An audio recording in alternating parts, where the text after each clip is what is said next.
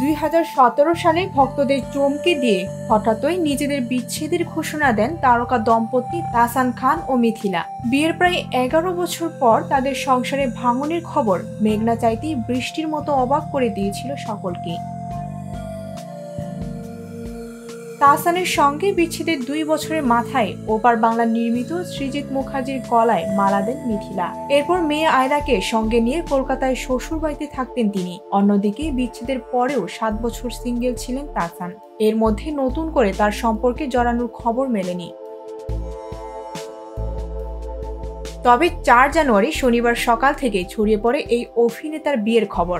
বেলা গড়িয়ে রাত নামতেই জানা যায় এদিন সন্ধ্যায় ঢাকার একটি কমিউনিটি সেন্টারে পারিবারিক আয়োজনে মেকওভার আর্টিস্ট রোজা আহমেদকে বিয়ে করেছেন তিনি। তাহসানের বিয়ের খবর প্রকাশ্যে আসতেই ভক্তদের শুভেচ্ছা ও ভালোবাসায় সিক্ত হচ্ছেন অভিনেতা। নবদম্পতির জন্য শুভকামনা জানিয়েছেন তারা। তাহসানের জীবনে নতুন অধ্যায়ে পা রাখলেও মিথিলার সংসারে ফের ভাঙনের গুঞ্জন শোনা যাচ্ছে। বেশ কিছুদিন ধরেই মেয়ে আয়রাকে সঙ্গে নিয়ে ঢাকায় থাকছেন মিথিলা। সৃজিতের পাশে দীর্ঘদিন ধরেই দেখা মিলছে না তার। এমনকি আয়রাকে ঢাকায় একটি স্কুলে ভর্তি করিয়েছেন অভিনেত্রী। বৈবাহিক জীবনে এই তারকা দম্পতির মাঝে দূরত্বের সৃষ্টি হয়েছে, সেটা সৃজিতের জন্মদিনে আরও বেশি স্পষ্ট হয়েছে। গত 23শে সেপ্টেম্বর নির্মাতার জন্মদিনও তার পাশে দেখা মেলেনি মিথিলার।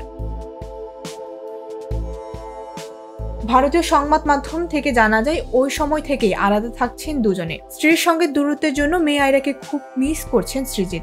বর্তমানে দুজন রয়েছেন কাঁটাতারের 2 প্রান্তে, একজন বাংলাদেশে অন্যজন কলকাতায়। তবে কি কারণে তাদের মাঝে এই দূরত্ব সেটা স্পষ্ট নয়।